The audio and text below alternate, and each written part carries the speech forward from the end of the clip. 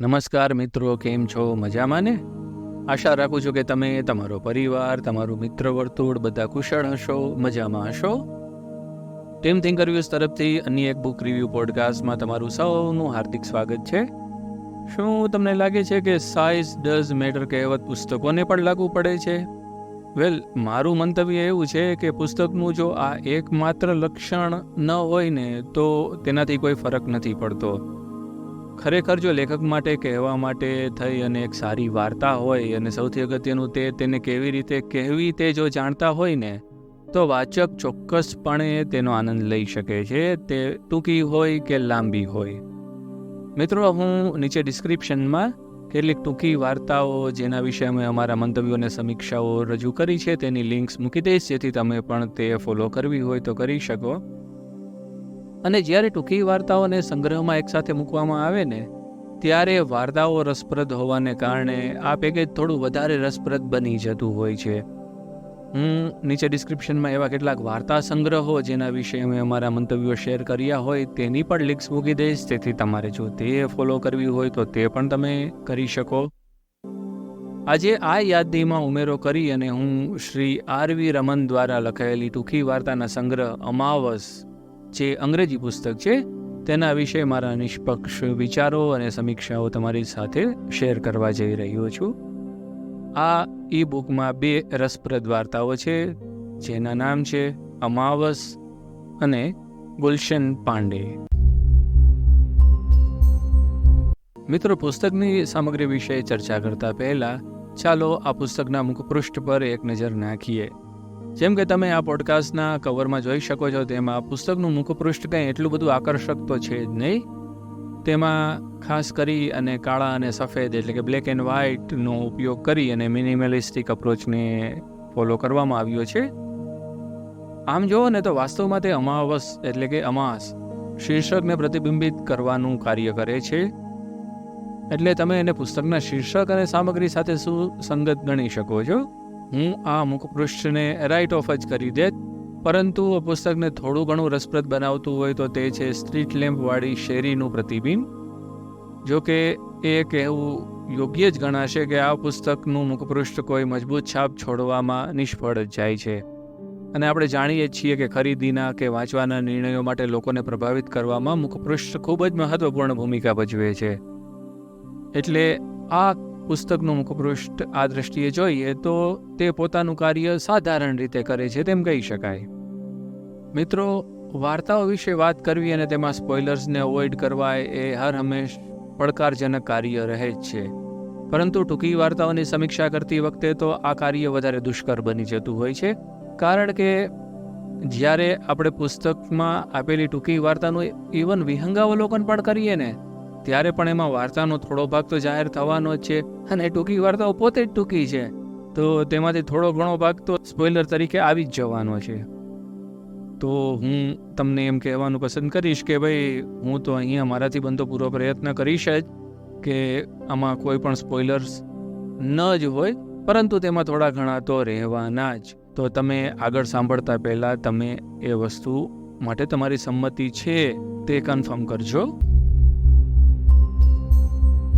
ચાલો પહેલા વિહંગાવલોકન કરીએ પહેલી વાર્તા અમાવસનું. આ વાર્તા એક યુગલની છે જેનો પુરુષ નાયક એક કમાન્ડર હતા જે હવે નિવૃત્ત થઈ ચૂક્યા છે. તેમના પત્ની પણ આર્મીમાં ફરજ બજાવી ચૂક્યા છે. ખરેખર તો તે બંને ભારત બાંગ્લાદેશની સરહદે મળ્યા હતા અને તેઓને પોતાના લગ્ન જીવનના આશીર્વાદ રૂપે એક સુંદર છોકરી પ્રાપ્ત થઈ છે અને તેઓ બધા એક સુખી પારિવારિક જીવન જીવે છે. છેલ્લા કેટલાક મહિનાઓથી શહેર ભયના ઓથાર હેઠળ છે. વાસ્તવમાં છેલ્લી કેટલીક અમાસની રાત્રિ કોઈ એક શહેરી નાગરિક માટે જીવલેણ સાબિત થઈ હતી. આ ચોક્કસ દિવસે, અથવા તો આમ કહીએ તો ખરેખર રાતે, એક હત્યા થઈ હતી. આજે પણ અમાસનો જ દિવસ છે અને એટલે ટીવી ચેનલો તેના વિશે બૂમાબૂમ કરી રહી છે. પુરુષ નાયક આનાથી ગુસ્સે થઈ જાય છે. વાસ્તવમાં તમે જુઓ ને મિત્રો, તો કોઈ પણ માતા પિતા આવા સમાચાર પોતાના બાળકના નરમ મગજથી દૂર જ રાખવાનું પસંદ કરશે, ખરું ને? હવે સિરિયલ કિલર કોણ છે અને તે જે કરે છે શા માટે કરે છે, અને શું આ પરિવારને આ ઘટનાઓથી કોઈ પણ રીતે અસર થશે? એ જાણવા માટે તો તમારે વાર્તા વાંચવી જ રહી. ચાલો હવે વાત કરીએ બીજી વાર્તા, ગુલશન પાંડે વિશે. આ પુસ્તકનું મુખ્ય પાત્ર એક લેખક છે જે પોતાના લખાણો માટે અને રચનાઓ માટે પ્રખ્યાત છે. એક દિવસ ત્યારે તે અને તેની બહેન પોતાનો પારિવારિક સમય ગુજારી રહ્યા હતા ત્યારે તેની બહેને તેનું ધ્યાન એક જાહેરાત તરફ ખેંચ્યું. જાહેરાત ખરેખર રસપ્રદ હતી. તે હતી માત્ર ₹500 ચૂકવી અને જેલનો અનુભવ લેવા વિશે. હવે વાસ્તવમાં તો આપણામાંથી કોઈ એવું કરવા માંગે જ નહીં, ખરું ને? મારો મતલબ છે કે કોણ જેલનો અનુભવ લેવા માંગતું હોય? પરંતુ આપણી વાર્તાનું મુખ્ય પાત્ર ઘણા લાંબા સમયથી આ વસ્તુ ઈચ્છતા હતા. તેને ઘણી વખત પ્રયત્ન કર્યો, પરંતુ તેને દર વખતે એમ કહેવામાં આવ્યું કે ભાઈ જો તમારે જેલમાં જવું હોય ને તો તમારે કોઈ ગુનો કરવો પડે ને તો જ તમે ત્યાં જઈ શકો. હવે આ વ્યક્તિ ગુનો નથી કરવા માંગતો. પ્રભુનો આભાર માનીએ કે તેના મગજમાં આ વસ્તુ એટલી બધી પણ હાવી નથી થઈ ગઈ કે તે ગુનો કરીને જેલમાં જવાનું પસંદ કરે. વાસ્તવમાં તેનું વિચારવાનું એવું હતું કે એક દિવસ જેલમાં રહેવાથી તેને કેદીની લાગણીનો અનુભવ થશે અને તે તેને ભવિષ્યના પુસ્તકો લખવામાં મદદ કરી શકે. જે તે સમયે તે જેલના દ્રશ્યો અને તેની સાથે સંકળાયેલા વિવિધ લોકોના માનસને તદ્દન પ્રમાણિક રીતે લખી શકે તેટલા માટે થઈને અનુભવ લેવો એ તેનું ધ્યેય હતું. પરંતુ તમને શું લાગે છે? ખરેખર આ એક સારો વિચાર છે? તમને લાગે છે કે તે જાહેરાતમાં દર્શાવેલ સ્થળની મુલાકાત લેશે? અને જો લેશે તો ત્યાં તેને શું અનુભવો થશે? વેલ, એ જાણવા માટે પણ તમારે વાર્તા વાંચવી જ રહી. મિત્રો, શ્રી આર.વી. રમણ દ્વારા લખાયેલી આ પ્રથમ કૃતિ છે જે અમારી ટીમના કોઈ પણ સભ્યને વાંચવાની તક મળી હોય. ખરેખર અમે તેમના રોમાંચક થ્રિલરો વાંચવા માટે પણ એટલા જ ઉત્સુક હતા અને છીએ, અને ભવિષ્યમાં કદાચ ક્યારેક તેના વિશે પણ અમે અમારા વિચારો તમારી સમક્ષ રજૂ કરશું. મિત્રો, આ બંને વાર્તાઓ ખૂબ નાની છે. વાસ્તવમાં પુસ્તકની કુલ લંબાઈ, તેમાં કવર પેજ અથવા મુખપૃષ્ઠ આવી જાય, પછી શીર્ષક પૃષ્ઠો આવી જાય અને લેખક દ્વારા લખાયેલા અન્ય પુસ્તકો વિશેની માહિતીના પૃષ્ઠો પણ આવી જાય. તે તમામની ટોટલ લંબાઈ 33 પાનાની છે. તો તેના ઉપરથી તમે દરેક વાર્તાની લંબાઈ વિશે અંદાજ લગાવી શકશો. મિત્રો, તમને જેમ પહેલાં જણાવ્યું તેમ વાર્તાઓ ટૂંકી છે, પરંતુ તે રસપ્રદ રીતે લખાયેલી છે. મિત્રો, એ વસ્તુ તદ્દન શક્ય છે કે તમે વાર્તાના અંત સુધી પહોંચતા પહેલાં જ સસ્પેન્સને સફળતાપૂર્વક અનુમાન લગાવી લેશો, અને આ વાત બંને વાર્તાઓને લાગુ પડે છે. પરંતુ લેખકે આ વાર્તાઓ લખી છે એવી રીતે કે તે તમને તેમની સાથે જકડી રાખશે. આ વાર્તાના પાત્રોને ખૂબ જ અસરકારક રીતે વિકસાવવામાં આવ્યા છે, અને બંનેમાંથી એક પણ વાર્તામાં પાત્રો નબળા નથી. ટૂંકી વાર્તા લખવી એ આમ જોઈએ ને તો એક દોરડા ઉપર ચાલવા જેવું કાર્ય છે. એક તરફ તમે વધુ વિગતમાં નથી જઈ શકતા અને સેટઅપ બનાવવામાં બહુ સમય પણ નથી લઈ શકતા, અને સાથોસાથ વાચકને એવું પણ ન લાગવું જોઈએ કે વસ્તુ તેની સમક્ષ કોઈ પણ જાતના બેકગ્રાઉન્ડ વગર રજૂ કરી દેવામાં આવી હોય. એ દ્રષ્ટિએ જોઈએ તો મારા મંતવ્ય પ્રમાણે આર.વી. રમન આ દોરડા ઉપર સારી રીતે ચાલી શક્યા છે, પોતાનું બેલેન્સ ગુમાવ્યા વગર. મિત્રો, મારી દ્રષ્ટિએ લેખક અમાસ વિશે જણાવવામાં થોડા ખોટા સાબિત થયા છે. મહિનામાં 2 પખવાડિયાઓ અવશ્ય હોય છે, છતાં દરેક મહિનામાં અમાસ તો એક જ આવે છે. એક પખવાડિયું પૂર્ણિમા સાથે પૂરું થાય છે અને બીજું પખવાડિયું અમાસ સાથે. એટલે એક મહિનામાં 2 અમાસ તો કોઈ પણ રીતે ન આવી શકે. મિત્રો, એક વસ્તુ એ પણ છે કે પુસ્તક ખર્ચાળ છે. જો કે જે તે સમયે અમે વાંચ્યું ત્યારે અમેઝોનના પ્રાઇમ મેમ્બર્સ માટે તે મફતમાં વાંચવા માટે ઉપલબ્ધ હતું, અને જ્યારે તમે આ પુસ્તક વિશે સાંભળતા હશો ત્યારે કદાચ અમેઝોન પ્રાઇમ ઉપર તે વાંચવા માટે મફતમાં અવેલેબલ હોય, અને તમે અમેઝોન પ્રાઇમ મેમ્બર હો તો તમારા માટે પણ તે મફતની ડીલ હોઈ શકે છે. આ ઉપરાંત હું ડિસ્ક્રિપ્શનમાં લેખકની ઓફિશિયલ વેબસાઇટની લિંક પણ મૂકી દઈશ.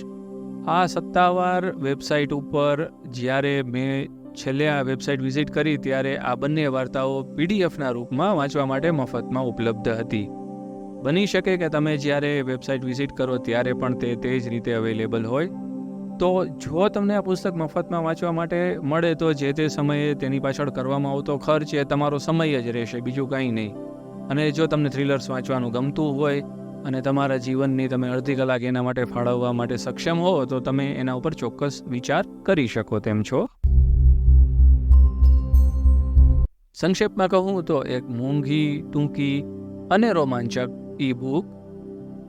જો મેં અગાઉ જણાવ્યું તે પ્રમાણે તમે પુસ્તકને મફતમાં મેળવી શકતા હો તો મોંઘી એ એટ્રીબ્યુટ તમને નહીં લાગવું પડે. જો તમે અડધો કલાક માટે કંઈ થ્રિલર વાંચવા માગતા હોય તો તમારા માટે એક આ સારી પસંદગી બની રહેશે. ટીમ થિંકર રિવ્યુઝ તરફથી હું આ પુસ્તકને 10માંથી લગભગ 7.5 સ્ટાર્સ આપવાનું પસંદ કરીશ. તો શું વિચારો છો મિત્રો? શું તમે આ પ્રકારના પુસ્તકો વાંચવાના પસંદ કરો છો? શું આ પુસ્તક તમને વાંચવું ગમશે? શું આ પુસ્તક તમે ઓલરેડી વાંચેલું છે?